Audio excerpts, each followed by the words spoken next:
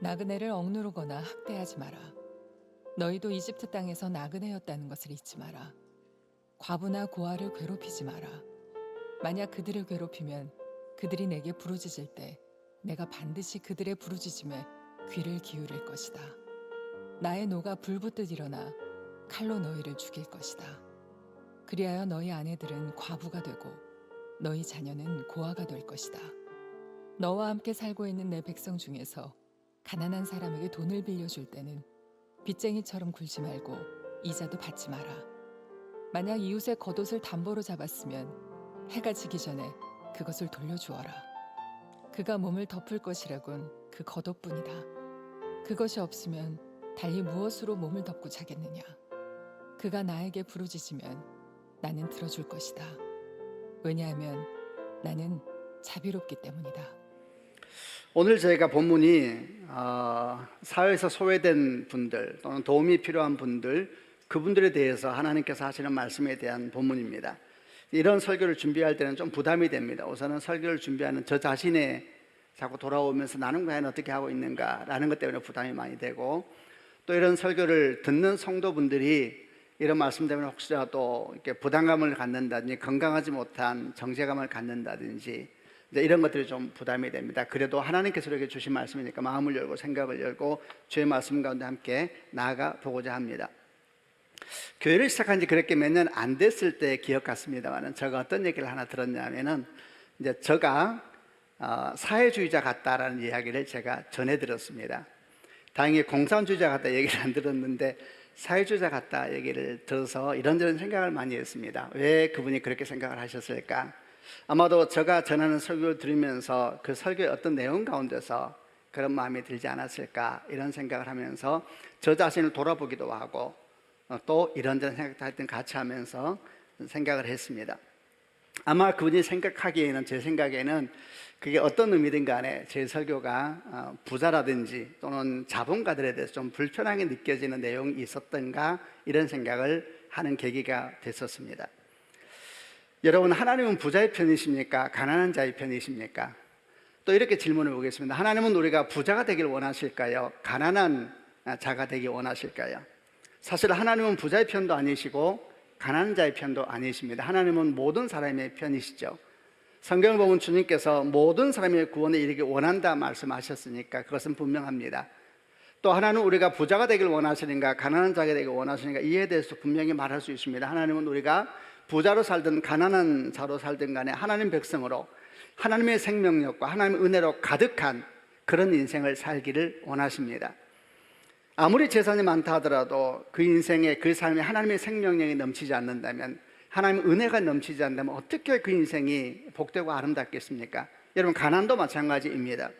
누가복음 6장 20절 말씀에 가난한 자는 복이 있나니 하나님 나라가 저희 것이다, 이렇게 말씀하셨는데, 이 말씀은 가난한 자는 무조건 복이 있다라는 의미는 아닐 겁니다. 가난조차도 하나님 안에 있으면 참된 복의 통로가 될 수 있다라는 말씀이고, 가난에도 불구하고 그 삶에 하나님의 생명력이 넘치는 사람, 하나님의 은혜가 넘치는 사람이 어떻게 그 인생이 아름답지 않겠느냐라는 말씀으로 생각됩니다. 이렇게 가난함이나 또는 부유함에 대한 하나님의 마음은 근본적으로 뭐가 깔려있냐면, 사람을 향한 하나님의 존중과 사랑, 정말 그런 자비하심이 깔려있는 말씀입니다. 저는 여러분, 이 땅 어떤 철학이든 어떤 학문이든 또는 어떤 종교이든 간에 하나님만큼 사람을 소중히 여기고 사람을 귀히 여기는 그런 철학도 없고 종교도 없고 그런 어떤 것도 없다고 생각합니다. 여러분, 성경에 나오는 사람에 대한 하나님의 첫 말씀이 뭔지 아십니까? 우리 형상과 우리 모양을 따라 우리가 사람을 만들고 그리고 바다의 고기와 공중의 새와 땅에 움직이는 모든 걸 다스리게 하자. 이게 사람에 대한 첫 말씀이었습니다. 그러니까 하나님께서 사람에 대한, 우리에 대한 첫 말씀은 하나님의 형상을 따라 만드는 존재. 이게 무슨 뜻인지를 우리가 교회에서 참 많이 들었었습니다. 이 말씀을 의미하는 것은 모든 사람은 성별과 관련 없이, 민족이나 인종과 관련 없이, 사회적 계층이나 지위와 관련 없이, 가난함이나 부유함이나 관련 없이 그 존재 자체로 아름답고 존귀하고 소중한 인생이다, 이런 의미가 아니겠습니까? 이런 하나님 마음은 분명합니다. 여러분, 이런 마음으로 이 땅에 사는 모든 그리스도인이 이 땅을 살아가야 합니다. 하나님께서 우리를 그렇게 바라보듯이 우리도 우리 자신을 그렇게 보아야 되고, 또한 그런 마음과 그런 눈으로 세상 사람들을 보아야 될 겁니다. 오늘은 특별히 이제 그런 마음을 기본으로 전제를 깔고 이 땅에 있는 소외된 사람들, 가난한 사람들, 나그네와 고아와 과부라고 설명되어 있는 이들에 대해서 우리는 어떻게 대해야 되고, 또 우리는 어떤 마음을 가져야 되는가에 대한 이야기를 나눠보려고 합니다. 오늘 말씀의 내용을 찾아보면 그 중심이 어떤 말씀이냐 하면, 과부와 나그네 고아를 학대하지 말고 억압하지 말라, 이게 이제 중심 주제입니다. 그리고 구체적인 내용도 몇 가지가 기록되어 있습니다. 예를 들면은 함께 사는 이스라엘 백성 중에서 가난한 사람에게 돈을 빌려줄 때는 빚쟁이처럼 굴지 말고 이자도 받지 말라, 이랬습니다. 이 말은 함께 사는 이스라엘 백성 중 가난한 자라는 이야기는 유대인들이 얘기하는 겁니다. 이방인들을 향한 것이 아니라 유대인들에 대한 이야기죠. 그 중에서 가난한 사람이 있잖아요. 그들에게 돈 빌려줄 때에 빚쟁이처럼 굴지 말래요. 참, 이 단어가 너무 많은 생각을 하게 합니다. 빚쟁이처럼 굴지 말라 그랬습니다. 저는 사실 빚을 져본 적이 그렇게 많지가 않고 빚 때문에 스트레스를 받아본 적이 없는 사람입니다. 그런데 정말 삶이 어려움에 빠져서 이 빚쟁이들, 빚에 의해서 스트레스 받게 되면 정말 사람이 살 수가 없다 그러더라고요. 저는 빚쟁이처럼 굴지 마라, 이 단어가 참 눈에 다가왔습니다. 빚쟁이처럼 굴지 마라, 느낌이 이해되시죠? 그들은 너희 종족에 대한 이야기입니다. 그리고 더 나아가서 이자도 받지 말라, 이렇게 말씀하셨는데, 지금 말한 것처럼 이제 그 민족 내에 대한 것입니다. 이것이 건강한 또 합리적인 이자를 거부하는 것이다, 하나님께서 원하지 않는 것이다 라고 해석할 필요는 없습니다. 지나친 이자들, 고리대금, 사채업자들, 이건 분명히 하나님께서 기뻐하시는 것은 아니죠. 또 이런 말씀도 했습니다. 이웃의 겉옷을 담보로 잡았을 때는 해가 지기 전에 돌려주라 그랬습니다. 여러분, 고대 근동은 낮에는 덥지만 밤에 되게 춥습니다. 그래서 이 겉옷을, 가난한 사람은 다른 게 없잖아요. 그래서 이 겉옷을 덮고 잠을 자는데 겉옷이 없으면 어떻게 살겠습니까? 그러니까 겉옷을 담보를 받더라도 날이 지기 전에, 추워지기 전에 돌려줘야 된다. 네, 이런 이야기들. 이렇게 함으로 말미암아 가난하고 소외된 사람들을 도와주고 학대하지 말고, 그러니까 학대한다, 억압한다는 말이 적극적인 행동만이 아닌 것 같아요. 소극적으로도 도와주지 아니하고 함께하지 아니하면 그게 억압이고 학대인 것이죠. 그런데 이런 말씀 중간에 사실 굉장히 좀 당황스럽고 이 말씀 어떻게 받아야 되지, 이런 말씀도 하나 끼어 있습니다. 그게 24절인데 제가 한번 읽어보겠습니다. 나의 노가 불붙듯 일어나 칼로 너희를 죽일 것이다. 그리하여 너희 아내들은 과부가 되고 너희 자녀는 고아가 될 것이다. 나그네와 과부와 고아처럼 도움이 없이는 살 수가 없는 그들을 억압하고 학대하면 그들이 하나님께 부르짖을 것이고 하나님의 그 부르짖음을 들을 것이다. 그리고 이제 하시는 말씀이에요. 내 노가 불을 띠서 일어나서 칼로 너희를 죽일 것이다. 너희 아내들은 과부가 되고 너희 자녀는 고아가 될 것이다. 너무 세죠. 너무 세고 당황스럽고 또 두려운 말씀이기도 합니다. 어쨌든 이런 말씀들을 우리가 전체적으로 어떻게 보아야 될 것인가, 아주 기본적인 사실 하나는 짚고 넘어가야 되겠습니다. 우리에게 불편한 말씀이라 하더라도 이 말씀이 율법에 속한 것이라고 치부해버려서는 안 될 겁니다. 우리 주님께서 말씀하신 것처럼 주님이 오신 것은 율법을 폐하려 함이 아니라 율법을 완성하러 오셨다 그랬으니까 이런 마음을 근본으로 깔고 하나님의 말씀에 귀를 기울이고 옛날 말씀이 아니라 지금 내게 주신 말씀이다 생각하고 또 마음을 열고 그렇게 나아가는 시간이 되기를 바랍니다. 그런 마음으로 오늘 본문을 가지고 두 가지의 초점을 맞춰서 얘기를 해보겠습니다. 첫 번째는 왜 성경은 나그네와 과부와 고아에 대해서 이렇게 많이 말씀하실까? 그리고 현대를 사는 나그네와 과부와 고아는 어떤 사람이라 할 수 있을까? 이걸 좀 짧게 나눠보고, 두 번째는 우리가 주변에 도움이 필요한 사람들을 여러 모양으로 돕지 않습니까? 그럴 때 우리가 어떤 마음을 가져야 되는가, 어떤 태도를 가져야 되는가, 여기에 초점을 맞춰서 두 번째 얘기를 해보려고 합니다. 먼저 왜 성경은 나그네와 고아와 과부에 대해서 이리 참 많이 말씀하실까? 되게 많이 말씀하세요. 오늘 본문에 있는 나그네를 억누르거나 학대하지 말라, 너희도 이집 땅에서 나그네였다는 것을 잊지 말라, 과부와 고아를 괴롭히지 말라, 만일 그들을 괴롭히면 그들이 내게 부르짖을 때 내가 반드시 그들의 부르짖음에 귀를 기울일 것이다. 또 신명기 10장 17절로 19절 이런 말씀도 있습니다.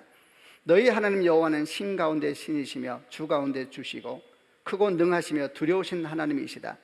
사람을 외모로 보지 아니하시며 뇌물을 받지 아니하시고 고아와 과부를 위하여 정의를 행하시며 나그네를 사랑하며 그에게 떡과 옷을 주시나니 너희는 나그네를 사랑하라. 전에 너희도 애굽 땅에서 나그네 되었음이니라. 또 신명기 24장 19절 21절도 네가 밭에서 곡식을 벨 때에 그 한 못을 밭에 잊어버렸거든 가서 다시 가져오지 말고 나그네와 고아와 과부를 위하여 남겨두라. 그리하면 네 하나님 여호와께서 네 손으로 하는 모든 일을 복주시리라. 네가 감람나무를 떤 후에 그 가지들을 다시 살피지 말고 그 남은 것을 객과 과부와 고아를 위해서 남겨두라. 네가 포도원의 포도를 딴 후에 그 남은 것을 다시 따지 말고 객과 고아와 과부를 위해 남겨두라. 이것만이 아닙니다. 굉장히 많은 곳에서 나그네에 대해서, 과부에 대해서, 고아에 대해서 얘기를 되게 많이 하세요. 왜 이렇게 많이 말씀하시는 것일고 또 오늘날은 누구라고 말할 수 있을까 생각해 봅니다.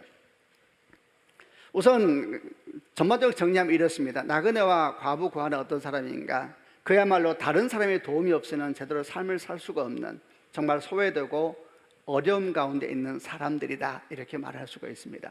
우선 여기서 나그네라고 설명되고 있는 사람은 그냥 지나치는 길손이 아닙니다. 이들은 누구를 말하냐면 외국인으로서 이스라엘 가운데 섞여 살고 있는 사람들을 말하는 겁니다. 우리가 성경에 대한 지식을 조금만 알고 있어도 사실 외국인으로서 이스라엘 가운데 섞여 살다는 것은 정말 어려운 일입니다. 굉장히 선민의식도 강하고 일체감이 너무 강한 민족이기 때문에 사실 우리나라도 대단한 나라잖아요. 그런 쪽에 있어서 우리나라에서 외국인 걸려 사는 거 참 어렵거든요. 그보다 훨씬 어려운 게 유대인 사이에서 외국인이 들어와서 섞여 사는 그런 것이었습니다. 그들은 그야말로 이방인이었습니다. 당연히 친척도 없고 그리고 동족도 없었으니까, 그리고 법적인 보호도 제대로 받을 수가 없었으니까 어려움이 생기면 온몸으로 그 어려움을 받을 수밖에 없었던 무리들이었습니다. 이방인 또는 나그네, 그걸 의미하는 겁니다.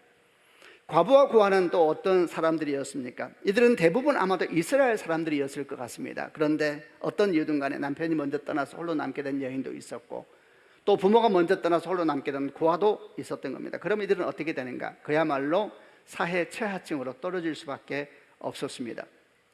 우선 당시가 남성 중심 사회였습니다. 아버지와 남편이 가정에 또는 사회에, 재정에, 관계에 다 중심에 있었습니다.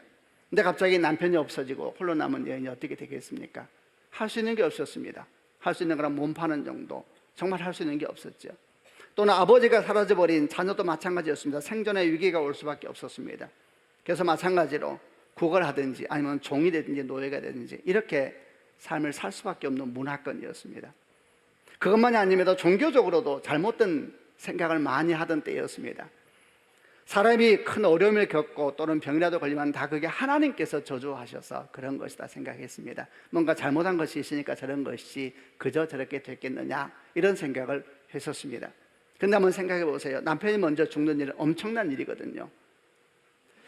그러면 사람들은 뭐라고 생각했을까요? 자식이 아직 어린데 부모가 먼저 죽었단 말입니다. 그러면 당시 문화권에서 사람들은 뭐라고 생각했을까요?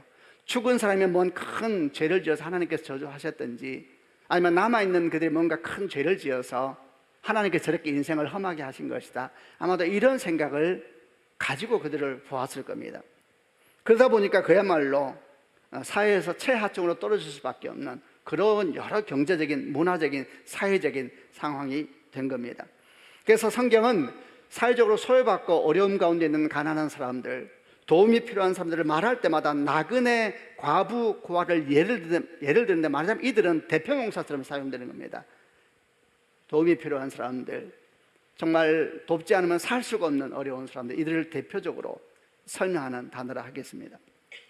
오늘날 이들은 누구라고 말할 수 있을까요? 물론 오늘날도 여러분 이방인 나그네들이 많습니다. 우리나라만 하더라도 외국인 근로자가 얼마나 많습니까? 여러분 정말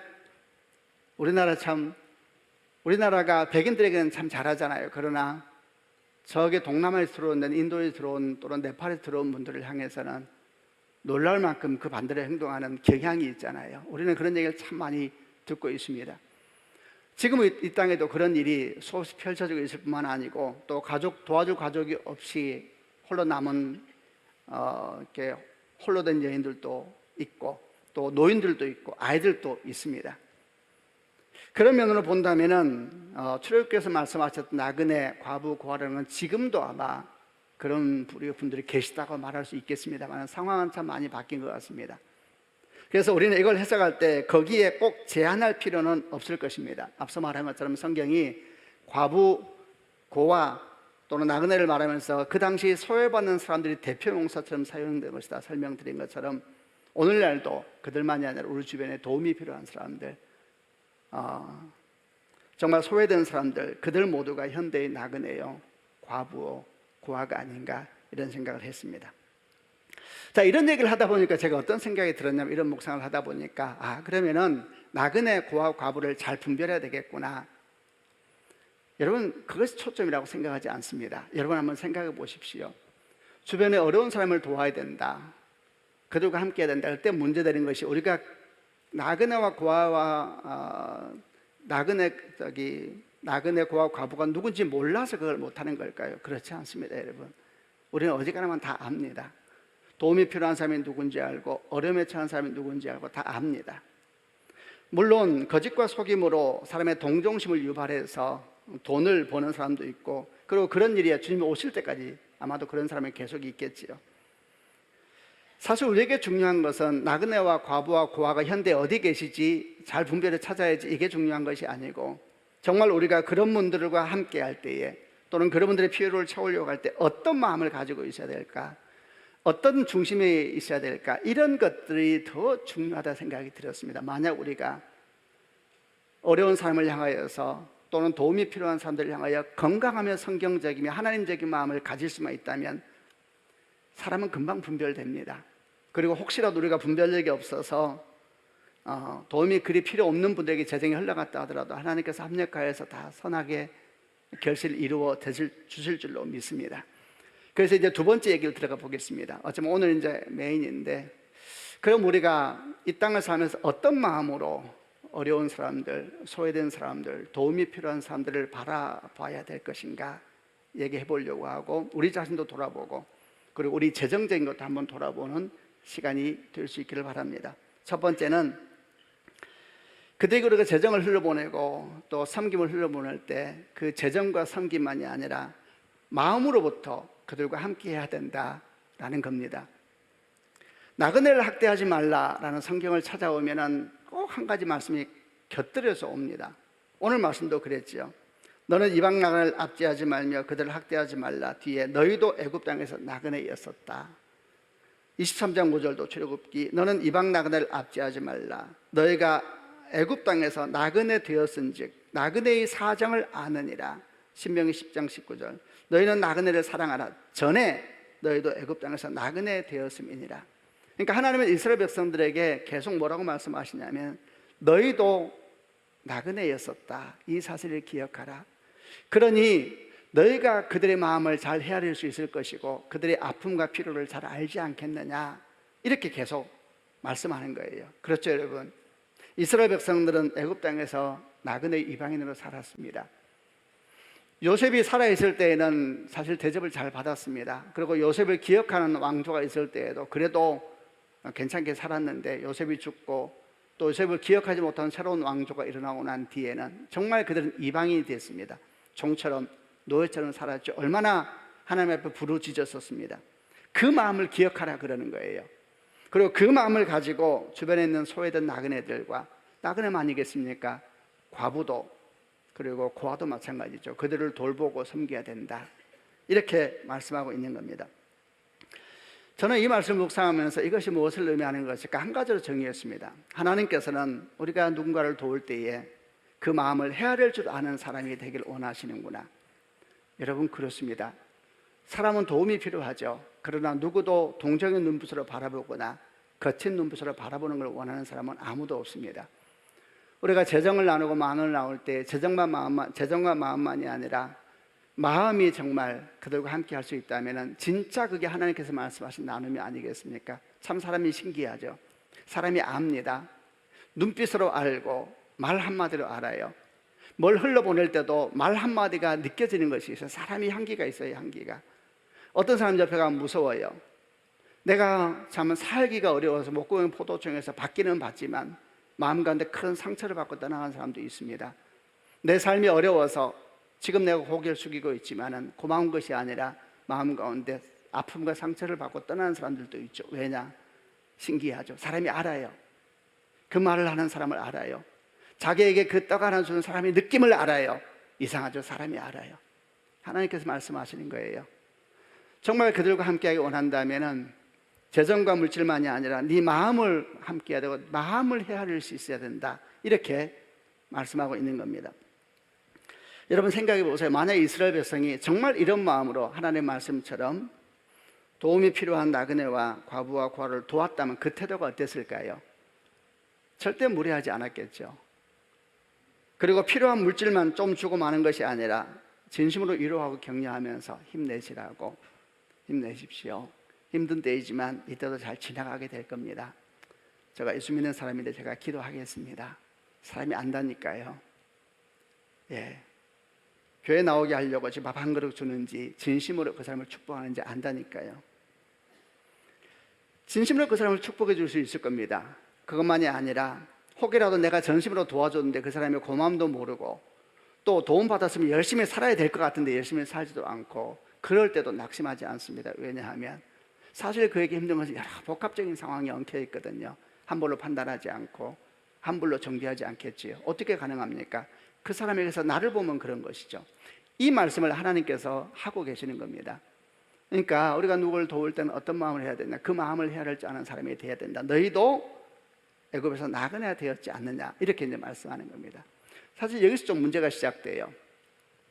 만약 우리가 하나님의 말씀처럼 애굽에서 나그네였던 시간이 있었다면 이 말씀은 금방 이해돼요. 그래서 예를 들면 우리가 소외되고 도움이 필요한 사람을 도울 때 하나님의 말씀 우리가 그런 상황에 처해 봤었다면 그럼 주님 말씀이 맞지요. 정말 내가 병으로 말미암아 아무도 오지 않는 병실에서 외롭게 울어보기도 하고 돈 때문에 돈이 피를 마르게 한다 그래요. 그런 시간을 보내볼 경험이 있으면 이 말씀이 금방 들어올 것 같아요. 근데 여러분 대부분 사실 그렇지 않죠. 그리고 여러분 그런 얘기 그냥 없기를 바랍니다. 대부분 그렇지가 않아요. 그럼 우리는 이 말씀을 어떻게 받아들여야 되겠습니까? 이 말씀이 내 말씀이 될 수가 있겠습니까? 이를 묵상할 때에 한 사람에 대해서 잠깐 나누려고 합니다. 우리가 사랑하는 다윗이죠. 다윗이 아주 그냥 인생의 전성기를 맞이했을 때 있었던 이야기입니다. 그가 이제 성전을 지으려고 했는데 하나님께서 네가 아니다, 네 아들이 지을 것이다 이렇게 말씀하셔서 다윗이 어떻게 하냐, 모든 걸 모으기 시작합니다. 성전을 짓기 위해 필요한 금과 은과 나무들과 모든 것을 그런 걸 다 모아요. 그리고 다 준비하고 난 다음에 하나님께 기도를 드리는데 그 기도 중에 이런 고백을 한 적이 있었습니다. 역대상 29장 15절 말씀인데 이걸 한번 같이 읽어보겠습니다. 시작. 우리는 주 앞에서 우리 조상들처럼 외국인이나 나그네에 지나지 않습니다. 이 땅에 사는 우리 시간은 그림자와 같아서 아무런 희망이 없습니다. 우리는 주 앞에서 우리 조상들처럼 외국인이나 나그네에 지나지 않습니다. 이 현장이에요. 이렇게 다윗이 하나님께 기도를 합니다. 이 말씀을 들으면서 다윗이 이런 때가 있었는가? 다윗이 이스라엘 백성처럼 애굽에서 종으로 있었던 적이 있었는가? 가만히 생각해 보니까 그런 때가 없지는 않았죠. 사울 왕의 위협을 받고 도망 다닐 때 그가 블레셋 땅으로 가서 블레셋 왕 아기스 밑에서 신하처럼 살았었고 또 살기 위해서 미친 척 한 적도 있었고 이런 일도 있었지 않습니까? 그런 걸 생각하니까 그렇구나, 다윗이 나그네와 같은 삶을 산 적이 있었구나 이런 생각이 들어요. 그러나 사실 그의 인생 대부분은 그렇지는 않았습니다. 게다가 더 하나 신경 쓰이는 것은 지금 이 고백을 하는 시기가 언제냐면 그의 인생의 최전성기입니다. 최전성기. 여러분 솔로몬이 역사상 가장 부자였다 그러죠. 그 부유함 다 다윗이 준 겁니다. 다윗이 다 남겨놨습니다. 솔로몬의 복은 아버지가 넘겨준 겁니다. 아버지가 남겨준 겁니다. 모든 부유함과, 부유함으로 말하면 다윗의 부유함이요, 영광으로 말하면 다윗의 영광이고, 여러분 그야말로 다윗이 엄청난 사람이었거든요. 그 상황 속에서 인생의 최전성기 이런 고백을 한 겁니다. 이런 고백을. 우리는 주 앞에서 우리 조상들처럼 외국인이나 나그네에 지나지 않습니다. 그런 마음을 가지고 살았대요. 지금 삶은 넘치고 넘치는데 그의 중심은 주님 저는 우리 조상들 같은 나그네요, 이방인입니다, 이런 마음으로 살았다는 거예요. 이게 무슨 의미일까? 근데 여기만 그런 것이 아니에요. 시편 39편 12절에서도 다윗은 아주 비슷한 고백을 합니다. 39편 12절을 같이 읽어보겠습니다. 시작. 여호와여 내 기도를 들어주소서. 도움을 청하는 나의 부르짖음에 귀를 기울여 주소서. 나의 울음소리를 못 들은 자 하지 말아 주소서. 나그네와 같은 내가 주님과 함께 있습니다. 우리 조상들처럼 내가 이방인으로 여기에 살고 있습니다. 시편 39편은 도움을 청하는 나의 부르짖음에 귀를 기울여 주소서. 나의 울음소리를 못 들은 자 하지 마소서. 이렇게 말씀한 거 보니까 고난 가운데 있는 것 같아요. 그러니까 다윗을 가만히 보니까 다윗은 고난 가운데 있든 큰 영광 가운데 있든 한 가지 동일한 고백을 합니다. 나는 나그네입니다. 나는 이방인입니다. 이렇게 고백을 해요. 신약을 사는 우리들은 우리 인생이 나그네다 이런 얘기를 되게 많이 하잖아요. 그러나 도대체 다윗은 어떻게 이런 고백을 할 수 있었을까 생각해 보는데, 이 역시 마찬가지 쭉 말씀을 읽다 보면은 이런 고백 앞뒤에 똑같은 말씀이 하나 나옵니다.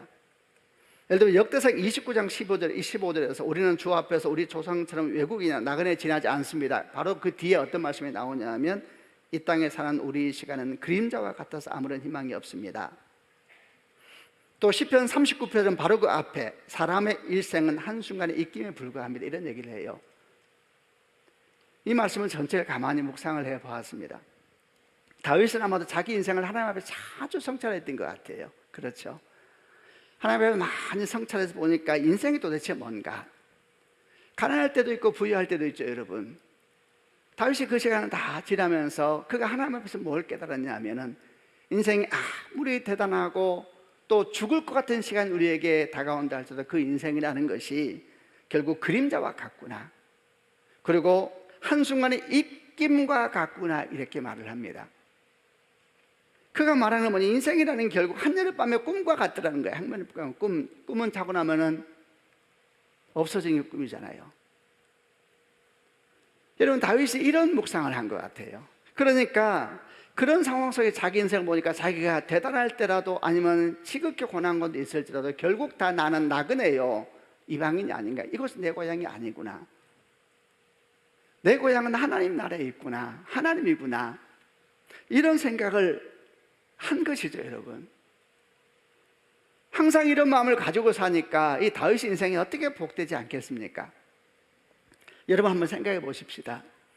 저는 여러분과 지금 나누면서 우리가 다 그리스도에서 저는 우리 나름대로 열심히 살고 있다고 생각합니다.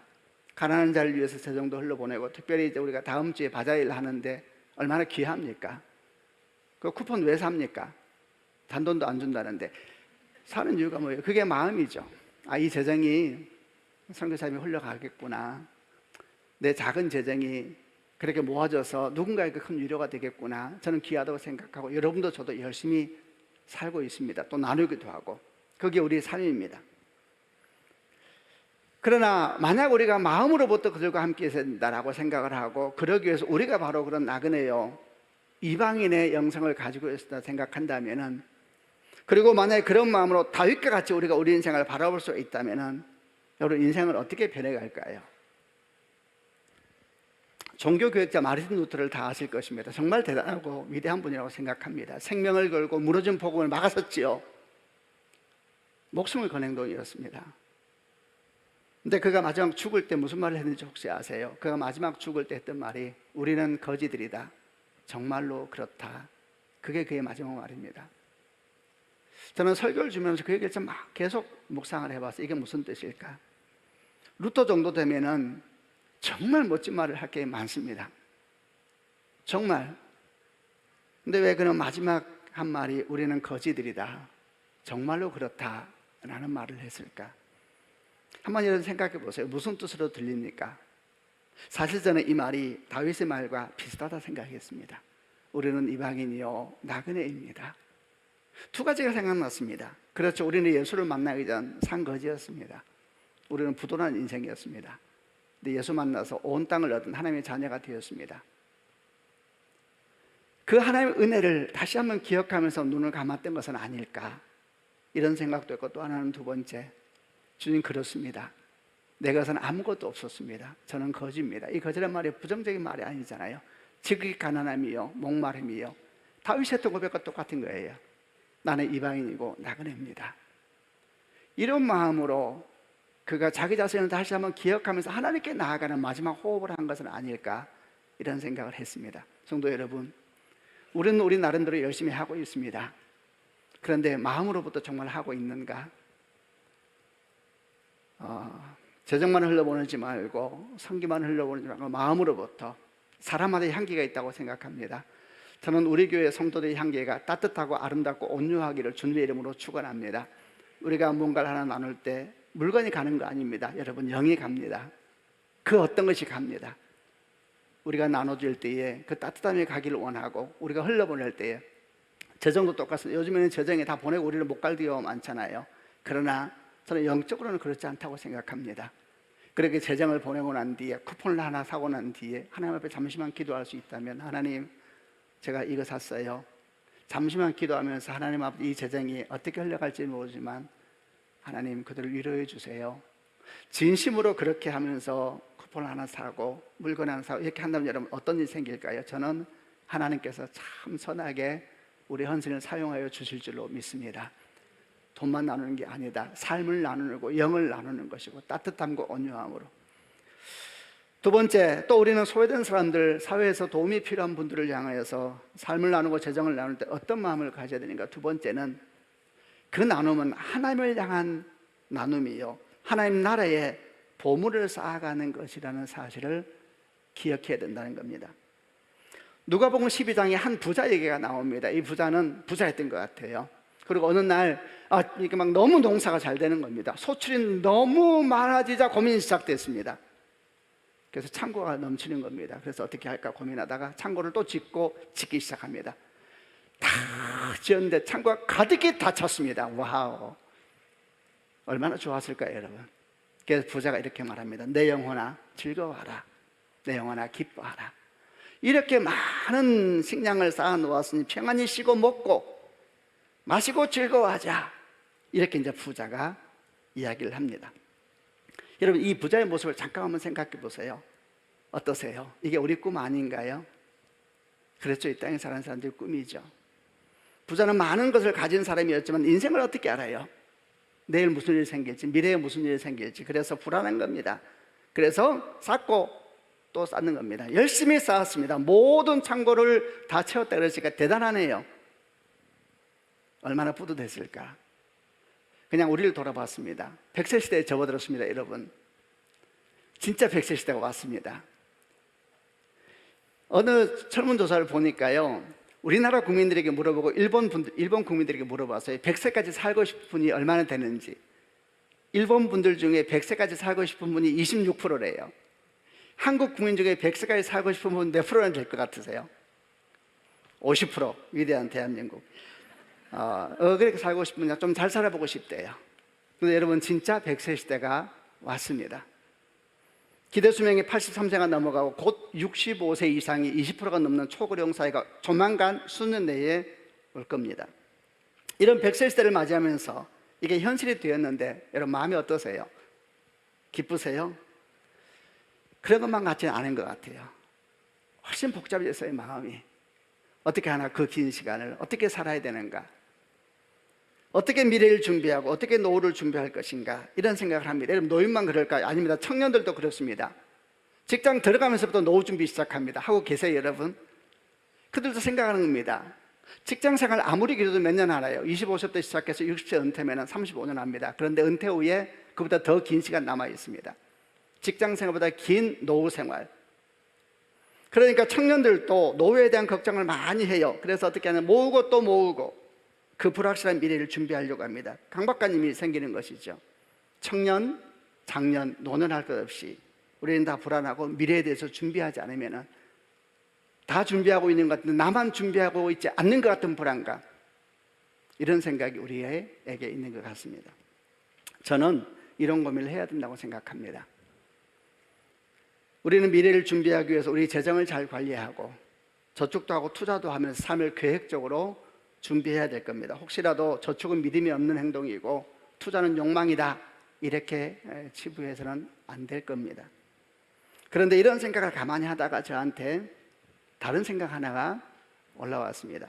그것은 30년, 35년 되는 노후에 대해서는 이렇게 온 힘을 다해서 준비하고, 저 사람은 준비하는데 혹시 나는 준비하지 못하는 건 아닐까?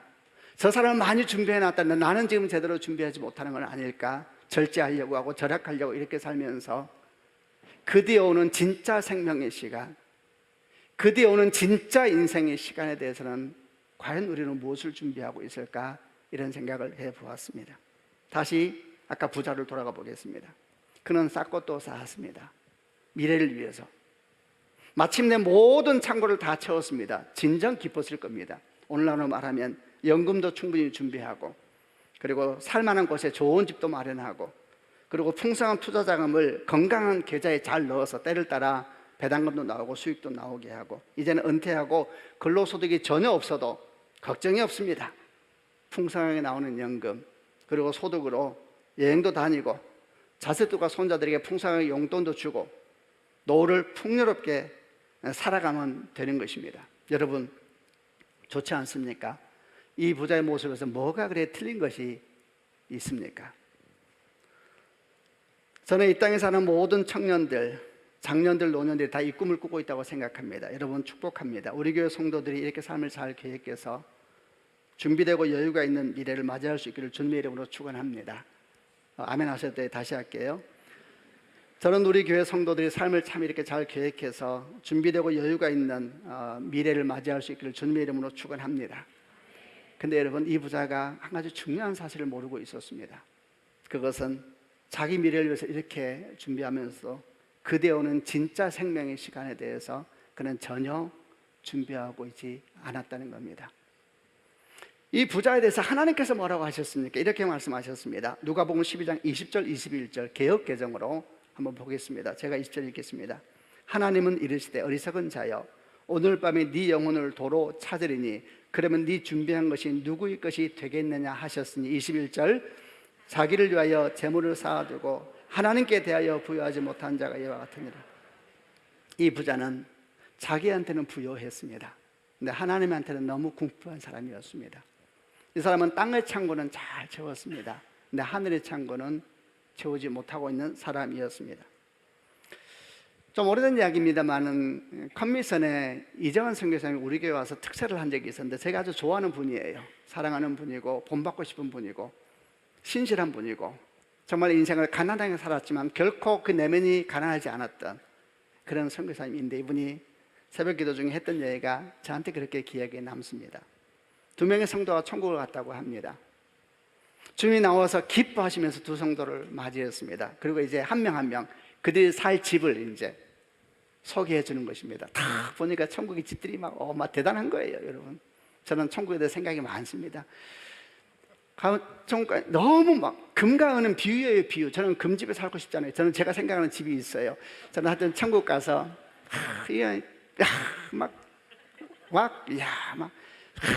주님과 함께 둘이 가는데 너무 기쁜 거죠. 주님, 진짜 한 멋진 집 앞에 딱 서더니 주님 말, 이 집이 네 집이다. 주님 감사합니다. 정말 주의 말씀은 진리셨군요.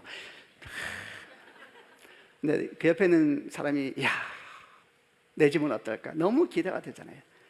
뒤따라갑니다. 주님 가는데 저 집일까? 지나갑니다. 저 집 지나갑니다. 계속 가더니 집이 별로 없는 곳을 지나서 가는데, 자, 이게 네 집이다. 그런데 기저배를 뿜했다는 거예요. 다 쓰러져가는 기와집이었습니다. 이 성도가 너무 마음에 당황해서 주님께 묻습니다. 주님, 이럴 수가 있냐고. 앞에 있는 성도에겐 그렇게 아름다운 집을 주더니 저를 위해서 이게 뭡니까? 그러자 주님께서 겸연쩍어 하시면서 이렇게 말씀하시더래요. 나는 아무 죄 없다. 네가 보내준 재료로 지었다. 그러더래요. 제가 그분을 좋아하기에 그분이 인생을 그렇게 겸손하게 주 앞에 살았던 분위기에 이런 말씀 드리면서 아주 세상적이다 생각하지 않았습니다. 많이 생각했습니다. 많이 생각하면서 이런 말씀이 떠올랐습니다. 마태복음 16장 19절에 내가 천국 열쇠를 네게 주리니 네가 땅에서 무엇인지 매면 하늘에서 매일 것이요 네가 땅에서 무엇인지 열면 풀면 하늘에서 풀리리라. 여러분, 하늘은 땅에서 여는 것입니다. 하늘 문은 땅에서 여는 것입니다. 여러분, 하늘 창고는 땅에서 채우는 것입니다. 여러분, 이 부자처럼 자기 삶에는 부유하면서도 하나님께는 궁핍한 그런 성도가 되지 않기를 주님의 이름으로 축원합니다. 소망하기는 여러분 인생도 부유하시고 하나님께도 부유한 성도가 되기를 주님의 이름으로 축원합니다. 그런데 만약에 우리 삶이 세상적으로 올 때 부유하지 못하다면 어떻게 하냐? 그때는 반드시 하나님께 부유한 인생으로, 여러분, 만들어가는 축복이 있기를 주 예수 그리스도 이름으로 축원합니다. 때때로 세상은 가난하고 병고프고 병들고 아픈 시간이 온다 할지라도 우리는 하나님의 나라에는 가장 아름다운 곳으로 채워갈 수 있는, 하나님께 부유한 인생이 될 수 있기 때문에 그런 것입니다. 어떻게 하면 하나님께 부유한 사람이 될 수 있겠습니까? 성경은 명확하게 답을 합니다. 마태복음 25장 35절과 36절 말씀입니다. 제가 35절 읽겠습니다. 내가 배가 고플 때 너희는 내게 먹을 것을 주었다. 내가 목마를 때 너희는 마실 것을 주었다. 내가 나그네에 있을 때 너희는 나를 초대해 주었다. 36절. 내가 헐벗었을 때 너희는 내게 옷을 입혀 주었다. 내가 아플 때 너희는 나를 돌보아 주었다. 내가 감옥에 있을 때 너희는 나를 찾아주었다. 그때 의로운 사람들이 뭐라고 말하는지 아세요? 주님, 저희가 언제 그랬습니까? 그들은 기억하지 않았죠. 다만 그들은 배고픈 자에게 먹을 것을, 목마른 자에게 물을 항상 말하지만 묻지 말고 조건 달지 말고 주는 것입니다. 주님이 말씀하세요. 보잘것없는 한 사람에게 한 일, 곧 너희가 이 형제들 중에서 가장 보잘것없는 사람에게 한 일이 곧 나에게 한 것이니라. 아멘. 여러분, 우리가 무엇을 나눌 수 있다면 그것은 주님을 위한 나눔인 줄 믿으시길 바랍니다. 주님을 위한 나눔입니다. 주님을 위한 나눔. 마더 테레사가 지금은 아주 떠난 지 천년 오래된 분입니다만은 사랑의 선교에 그런 말이 적혀 있어요. 우리가 가난한 자와 배고픈 자를 위해서 하는 것은 십자가에 달리신 주님께 물 한 방울 떠드리는 것이다 그랬습니다. 나눌 수 있으니까 감사하시길 바랍니다. 흘러보낼 수 있으니까 감사하시길 바랍니다. 그러지 못합니까? 마음 아파하시길 바랍니다. 부담감이 아니라 감사의 제목이 되고 기쁨의 제목이 되면은 어떻게 그 인생이 복되지 않겠습니까? 여러분, 주님 이름으로 축복합니다. 여러분 인생이 하나님의 은혜가 부유함이 날마다 넘치기를 바랍니다. 아멘. 무엇보다도 하나님께 대해서 부유한 인생이 되기를 주님의 이름으로 축원합니다. 마지막 세 번째, 사회에서 소외된 사람들, 어려운 사람에게 우리 도움을 나눌 때 우리는 어떤 마음으로 해야 될 것인가? 그것은 우리가 나누는 재정 중에는 그들의 것이 섞여 있다. 우리가 가진 재정 중에는 그들의 것이 섞여 있다라는 것을 항상 기억해야 되는 마음입니다. 저는 사실 이 말씀을 자주 하는 목사입니다. 우리가 받은 재정에는 우리를 위해서 주신 재정만이 아니라 하나님께서 다른 용도를 위해서 맡기신 재정이 있다는 사실 여러분 아십니까? 꼭 기억하셔야 됩니다. 지금 제가 말씀드리려고 하는 것은 교회에 드리는 11조, 그 하나님 거 아니냐, 그 얘기를 하려고 하는 것이 아닙니다. 그것 말고 가난한 자와 소외된 자를 위해서 우리에게 맡기신 재정이 있습니다. 여러분, 우리는 이런 말 하죠. 꼭 맡긴 것처럼 말하네. 맞습니다. 맡긴 것이 있습니다. 여러분, 구약 성경을 보면은 이런 말씀이 나와 있습니다. 신명기 14장 28절과 29절. 이건 개역 개정으로 같이 읽어보겠습니다. 제가 14장 28절 읽겠습니다. 매 3년 끝에 그 해 소산의 10분의 1을 다 내어 네 성읍과 네 성읍에 저축하여. 29절. 분깃이나 기업이 없는 레위인과 네 상중에 거류하는 객과 및 고아와 과부들이 와서 먹고 배부르게 하라. 그리하면 네 하나님 여호와께서 네 손으로 하는 범사에 네게 복을 주시리라. 당시는 농경사회였습니다. 목축도 마찬가지로 그래서 1년에 한 번씩 수확의 11조를 하나님께 드렸습니다. 그것은 하나님께 드리는 11조였죠. 근데 그거 말고 3년에 한 번씩 11조를 따로 성중에 모으라 그랬습니다. 누구를 위해서? 기업이 없는 레위인, 나그네와 고아와 과부를 위해서 모으라. 그리고 그들로 하여금 배고픈 배를 부르게 하라. 이게 하나님의 말씀입니다. 여러분, 11조 말고 따로 모으라 그랬으면 누구에게 주라 그랬어요? 우선 기업이 없는 레위인이라 그랬어요. 기업이 없는 레위인. 사실 이것은 일반적으로 크게 확장할 필요가 있겠습니다만 저는 이렇게 해석을 했습니다. 그 당시에 레위인이 다 같지 않았습니다. 여러분, 다 레위인이 다 제사장이라서 다 배부르지 않았습니다. 어렵고 힘든, 똑같아. 오늘날 교회하고 오늘날 교회도 큰 교회 목사들은 여러분 배 안 고픕니다. 잘 삽니다. 잘 먹고. 우리 교회도 잘 삽니다. 잘 먹고. 그러나 어려운 교회가 많습니다. 기업이 없는 레위인 같은 것이 아닌가. 선교사님 보세요. 우리가 뭔가를 돕는다 그러지만 사실 그들 삶은 궁핍합니다. 기업이 없는 레위인이 아닌가. 나그네와 고아와 과부에 대해서 앞서 나눴습니다. 이들을 위해서 따로 재정을 구별하라 그랬습니다. 신약 성경은 또 이런 말씀도 있습니다. 신약성경 요한복음 4장 36절로 38절도 개역개정을 한번 읽어보겠습니다. 제가 36절 읽겠습니다. 거두는 자가 이미 싹도 받고 영생에 이르는 열매를 모으나니 이는 뿌리는 자와 거두는 자가 함께 즐거워하게 하려 함이라. 37절 그런즉 한 사람이 심고 다른 사람이 거둔다 하는 말이 옳도다. 계속 읽겠습니다. 내가 너희로 노력하지 아니한 것을 거두러 보내었노니 다른 사람들은 노력하였고 너희는 그들이 노력한 것에 참여하였느니라. 뿌리는 자가 있고 심는 자가 있대요. 근데 뿌리는 자가 다 거두는 게 아니래요. 그래서 성경은 뭐라고 말하냐? 뿌리는 자와 거두는 자가 기쁨을 함께 하라 그랬습니다. 여러분, 우리가 받은 재정은, 우리가 받은 사례든 우리가 받은 월급은 우리와 우리 가족들만을 주신 게 아닙니다, 여러분. 거기에는 함께 수고하였지만은 고난 가운데 공비 가운데 있는 사람들을 위한 재정도 거기에 같이 섞여 있다는 걸 알아야 됩니다. 내가 수고하고 내가 애써서 이게 다 그렇지 않습니다, 여러분.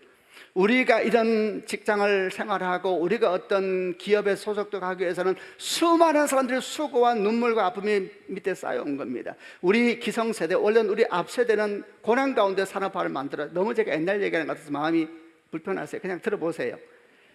옛날부터는 산업화하면서 오늘 이 땅을 만들어 왔습니다. 오늘 젊은이들은 또 선한 지혜를 가지고 노력해 왔어요. 이 땅에는 모든 사람들은 다 함께 만들면서 기업이 존재하고 사회가 존재하고 재정이 흐르고 관계가 이루어지는 것입니다.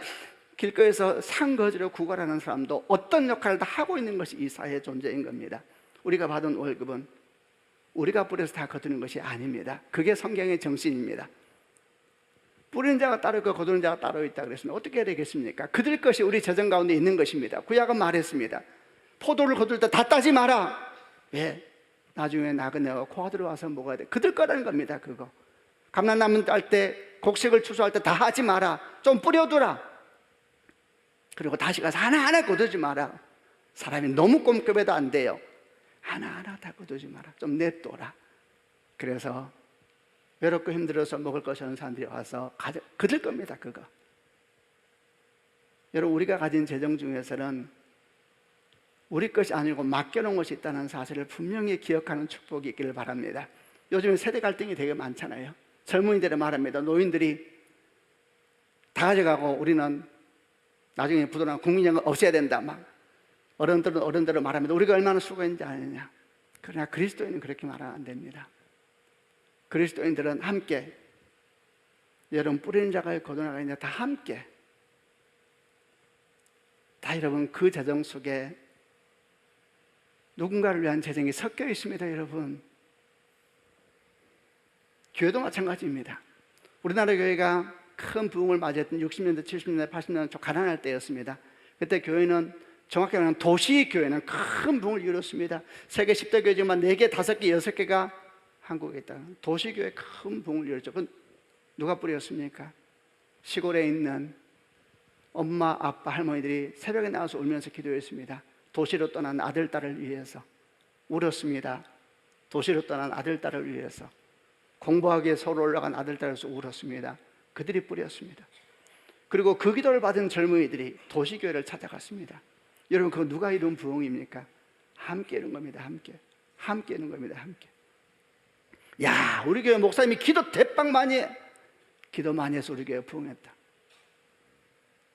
대단한 착각이고 잘못 알고 있는 것입니다. 여러분, 주님이 말씀한 그대로입니다. 그런즉 한 사람이 심고 다른 사람이 거둔다는 말이 옳도다.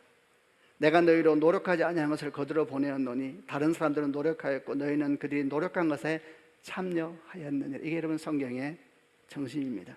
그리스도인은 개인적으로나 교회적으로나 항상 이런 마음을 품고 살아야 합니다. 그러므로 우리가 누군가에서 재정을 흘러보내고 우리의 섬김을 흘러보낼 수 있다면 원래 그들 겁니다. 여러분, 원래 그들 겁니다. 하나님께서 우리를 귀히 여기셔서 우리를 축복의 통로로 삼으셨습니다. 우리를 믿을만 하셔서 축복의 통로로 삼은 거죠. 한번 생각해 보세요. 근데 맡겨놨더니 그러면 안 되겠죠. 그렇기에 우리는 어떤 우월감도 가질 필요가 없고 어떤 높아진 마음을 가질 필요가 없습니다. 오히려 우리를 사용하신 주님께 영광과 감사를. 그럴 때 여러분 처음 나오는 어떤 따뜻한 마음과 온유한 마음, 재정만 가는 것이 아니라 마음이 가고 사랑이 가고 격려가 가고, 그럴 때 우리를 통해서 어떤 모양이든 간에 도움을 받는 분이 있다면 도움만 받는 것이 아니라 하나님의 영이 그들에게 흘러가게 될 줄로 믿습니다. 말씀을 마무리하겠습니다.